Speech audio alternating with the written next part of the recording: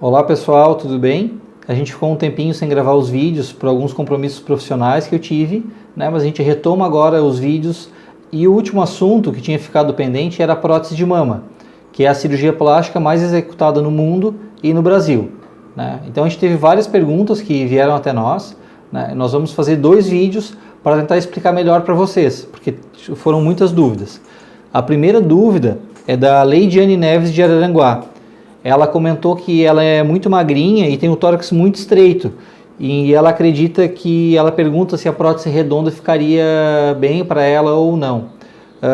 Leidiane, obrigado pela pergunta.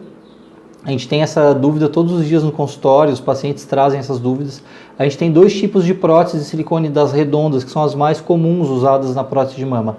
Uma é a redonda perfil alto, que é essa prótese que é um pouco mais baixa, e tem essa outra prótese que chama perfil super alto, que ela é mais estreita e mais projetada, e ela é indicada exatamente para um caso como o teu, para aquela paciente que quer colocar um volume um pouquinho maior, mas tem o tórax estreito, né? E mesmo sendo magrinha, a gente tem a opção de colocar a prótese parcialmente embaixo do músculo. Quando a prótese fica embaixo do músculo, o músculo fica recobrindo essa parte superior da mama, né? E isso ajuda a ter um colo um pouco mais cheio. Então a prótese redonda pode ser a mais utilizada no teu caso, sim.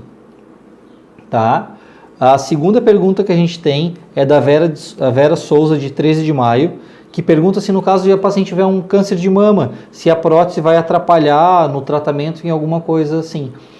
Vera, não vai atrapalhar, porque a prótese é colocada atrás da glândula ou atrás da glândula e do músculo, então não interfere em nada no tecido mamário quando é feita só a colocação de prótese de mama, né? A gente pega, descola o tecido mamário e se coloca essa prótese, né? Em alguns casos, quando se coloca pela axila, que é uma via que eu não costumo usar, né? Os estudos ainda não têm uma segurança tão grande com relação a isso, né? Mas geralmente colocando a prótese pelo sulco da mama, se coloca, que é a via mais utilizada, né?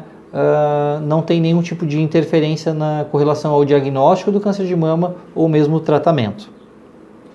A terceira pergunta que a gente tem é da Paula Adriano, de Videira, que pergunta, após o implante mamário, de quanto em quanto tempo recomenda-se uma revisão? Geralmente no primeiro ano o acompanhamento é mais próximo, e depois disso é recomendado fazer uma consulta ou com o cirurgião plástico ou com a sua ginecologista, que pode avaliar a qualidade do implante, se está tudo ok, anualmente. Não tem necessidade de procurar isso mais vezes, tá? A próxima pergunta, 2 pacientes fizeram uma pergunta muito parecida. A Mila Guise, de Criciúma, e a Andréia Antunes.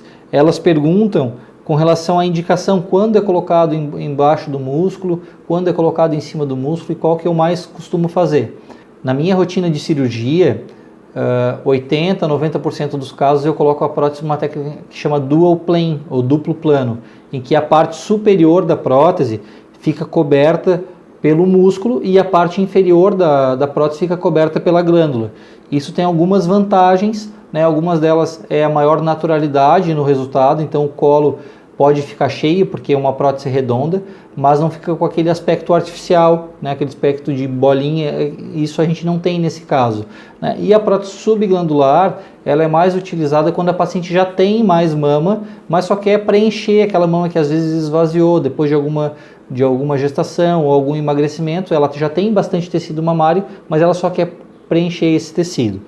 A Jaqueline Bussolo perguntou qual que é a diferença com relação ao pós-operatório da prótese submuscular da prótese subglandular.